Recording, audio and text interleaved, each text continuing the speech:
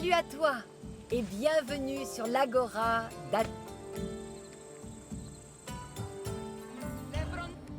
C'est à l'Agora que bat le cœur de toute cité grecque. Toutes sortes de gens s'y rassemblent ou s'y côtoient, des citoyens aux étrangers, des magistrats aux philosophes.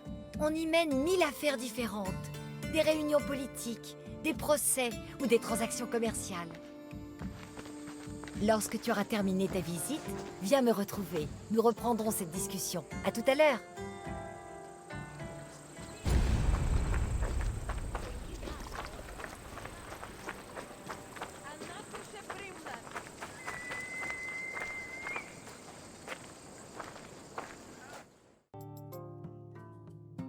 L'Agora était le centre d'Athènes, mais n'était pas fréquentée que par les hommes politiques et les magistrats de la cité. Ce lieu accueillait un marché où la population pouvait acheter des aliments et d'autres marchandises. Il était aussi fréquenté par les philosophes, qui utilisaient l'espace public pour tenir école et transmettre leurs enseignements à leurs élèves.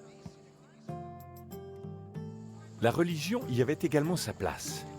L'Agora abritait des temples consacrés à Héphaïstos et à Apollon, ainsi que l'autel des 12 dieux et le monument des héros éponymes.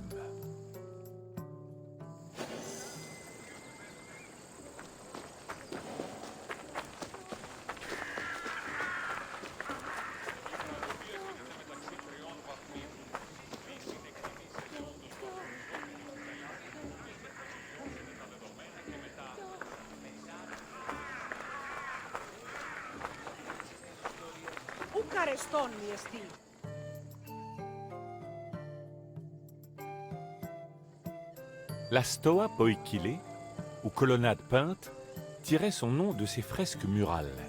Ces peintures ont été réalisées au 5e siècle avant l'ère commune par des artistes comme Polygnote et représentent des victoires militaires grecques telles que celle de Marathon. La Stoa était un lieu de rencontre publique, ouvert à tous, et très apprécié des philosophes, qui y dispensaient leurs enseignements. En 301 avant l'ère commune, Zénon de Kition choisit la Stoa Poikile pour son école philosophique, qui fut appelée fort à propos stoïcisme.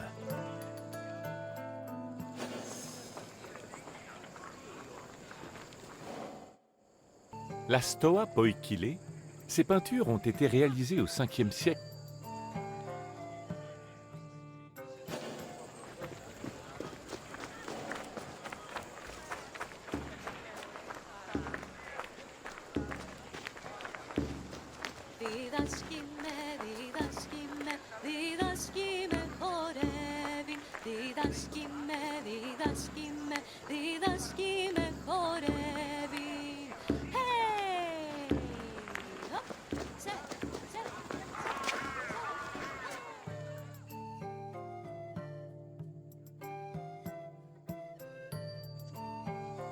Sur l'Agora, le commerce était supervisé par des magistrats. Il y avait 5 agoranomes chargés d'assurer l'ordre sur le marché, de contrôler la qualité des marchandises et de collecter les droits de vente. Ces derniers rapportaient des revenus à la cité et participaient au paiement des magistrats et de ceux chargés de maintenir l'ordre. Le marché profitait à tous. Les acheteurs se procuraient ce dont ils avaient besoin, les marchands gagnaient leur vie et les autorités percevaient l'argent nécessaire au fonctionnement de la démocratie.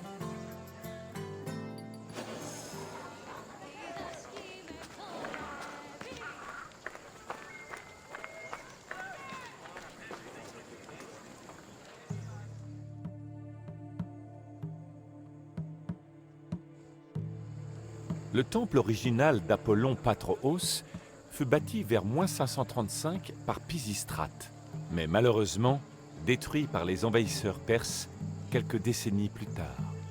Il est longtemps resté en ruine, en dehors de l'autel qui fut laissé tel quel à titre de rappel du sacrilège commis par les Perses. On finit par construire un autre temple au IVe siècle avant l'ère commune. Il abritait une statue réalisée par Euphranor, qui peignit aussi dans la Stoa de Zeus. Ce temple avait une signification particulière pour Athènes, car il était lié à l'origine de la population de la cité. L'appellation Patros, qui veut dire paternel, fait référence à la croyance selon laquelle Apollon était le père d'Ion, fondateur des Grecs d'Ionie dont descendaient tous les Athéniens.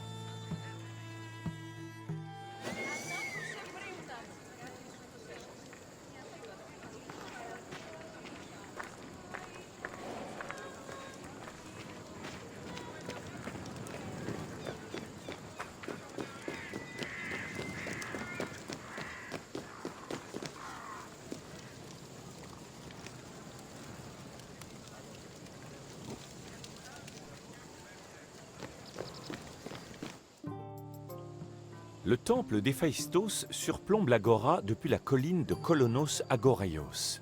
C'est l'un des temples les mieux conservés de Grèce, car au Moyen Âge, il est devenu une église.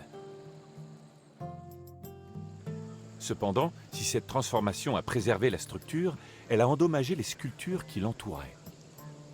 Ce temple n'était pas seulement consacré à Héphaïstos, le dieu de la métallurgie, mais aussi à Athéna Ergane, déesse des arts et des artisanats. L'Héphaïstéion était presque entièrement décoré de représentations d'événements célèbres de la mythologie, comme par exemple les travaux de Thésée. Ces scènes de Thésée ont valu au temple le surnom de Théséion, appellation qui a survécu sous la forme d'un nom de quartier d'Athènes.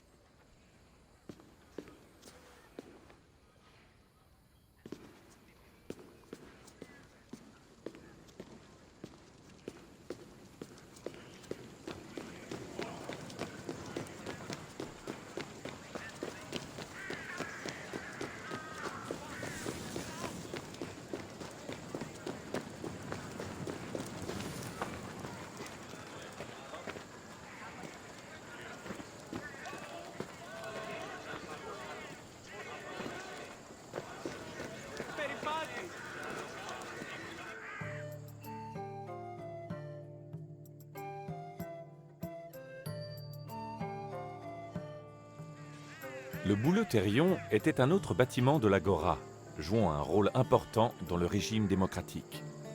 Il abritait le Conseil des citoyens athéniens, la Boulée. Ce conseil de 500 membres était composé de 50 hommes provenant de chaque tribu grecque, qui servaient pendant 1 an. Ils étaient tirés au sort parmi les citoyens âgés d'au moins 30 ans. Chaque mois, un groupe de 50 était désigné pour diriger le comité exécutif de la Boulée, les Prytanes. Les Prytanes se réunissaient chaque jour et organisaient les réunions plénières au Bouleuterion, où ils discutaient des lois.